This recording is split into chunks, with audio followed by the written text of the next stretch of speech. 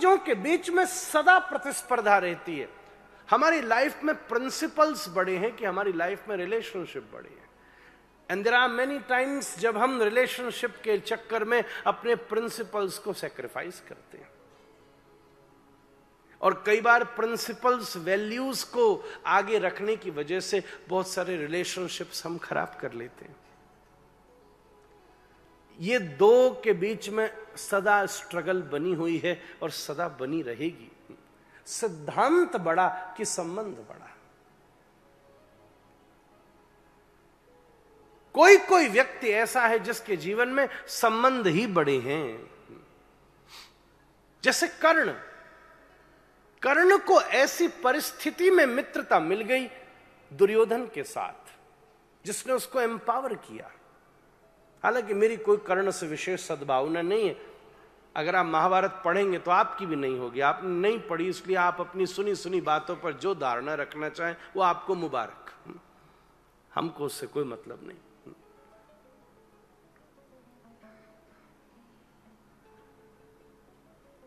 कर्ण के जीवन में सब कुछ सामने घट रहा है, और इस स्थिति में केवल कर्ण ही नहीं है, इस स्थिति में और भी बहुत सारे लोग हैं उस समय जो ये सब जानते हैं कि भाई पांडवों के साथ हो तो गलत रहा है, ये तो बात सही नहीं है। 5 गांव भी देने तक बात आ गई और उन्होंने मानी नहीं। ये तो अब धर्म नहीं, अब तो द्वेष हो रहा है। अब तो द्वेष की लड़ाई है भाई। भरी सभा में दूसरे व्यक्ति से इतना द्वेष कि उसके घर की गृहिणी को नग्न करने का प्रयास हो जाए। ऐसी सभा में भी द्वंद्व खड़ा हुआ था। इस पूरी सभा में अगर कोई बोला तो महाभारत के श्लोक कहते केवल एक जना बोला था, भीम। इसलिए उस दिन द्रौपदी भीम का बहुत सम्मान करती है। भीम तो बोले बाढ़ में जाए सारे संबंध, जो होगा सो देखा जाएगा, पर मैं इसी समय दुर्योधन का वध कर दूंगा। उस समय अर्जुन ने उसका हाथ पकड़कर रोका, भैया आप बड़े हो, मैं आपसे कुछ नहीं कह सकता, पर एक बात आपसे कहना चाहता हूं, हम 5 भाइयों में फूट पड़ जाए और हम एक दूसरे से अलग हो जाएं, ये ही कौरव चाहते हैं। हमारी तुम्हारी ताकत ही यही है कि हम 5 जन उंगलियों की तरह मिलकर एक मुट्ठी बन जाते हैं और फिर हमें कोई पराजित नहीं कर सकता। उस समय कर्ण कहता है, वाह, जिसका 5 जनों से विवाह हुआ हो, अगर वो भरी सभा में भी नग्न कर दी जाए तो कौन सा अधर्म हो गया।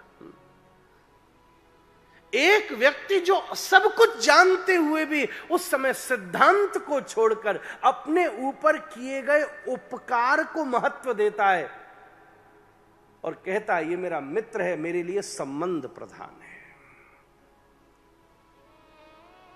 संबंध प्रधान है, सिद्धांत प्रधान नहीं है। और वही गीता के शुरुआत में अर्जुन संबंधों की दुहाई देता है कि कृष्ण मैं कैसे लड़ूं, मेरे सामने गुरुजी खड़े जिनको मैंने रोज प्रणाम करके आशीर्वाद लिया है, जो रोज मुझे कहते विजयी भव। मेरे सामने मेरे पितामह भीष्म खड़े हैं जिनको मैं रोज प्रणाम करता हूं। शाला संबंधिनस्तथा, साले संबंधी सगे ये सब खड़े हैं, आप कैसी बात करते हो, क्या मैं इनसे लड़ूंगा। कृष्ण बोले अब ये बात बदल चुकी है, अब संबंध बड़े नहीं हैं, अब तो तुम आमने सामने हो, अब सिद्धांत बड़ा है। इसलिए अब तो युद्ध की आवश्यकता है। महाराज अपने कर्तव्य का स्मरण कर, हमारे जीवन में यह सदा प्रतिस्पर्धा बनी रहती है। संबंध बड़ी कि सिद्धांत बड़ी।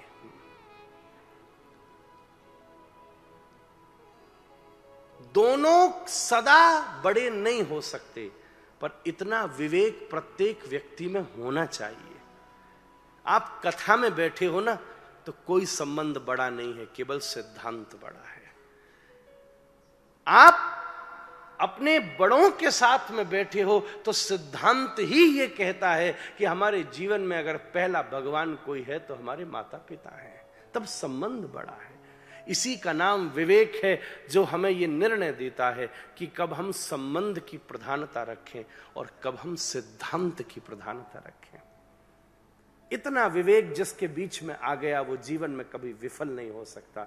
प्रहलाद के सामने संबंध भी था और सिद्धांत भी था। संबंध ये था कि स्वयं हिरण्यकश्यप उसका पिता है, जरूर है, अगर नहीं होता तो वो इतने बड़े भवन को धारण कैसे करता। उसी समय अपनी दिग्विजयनी गदा के द्वारा जैसे हिरण्यकश्यपों ने स्तंभ के ऊपर प्रहार किया, स्तंभ विदीर्ण हो गया,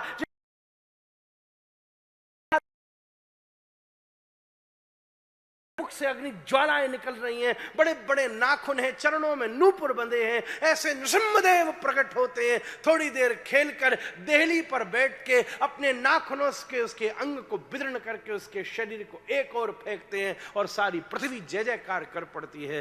बोलिए नृसिंहदेव भगवान की। ऐसे भगवान का परम आद्र स्वरूप तद्वत स्वरूप में प्रकट होता है। ये कैसी महिमा, कैसी गरिमा, कैसी दिव्यता हम सबके जीवन में उद्भावित होती है।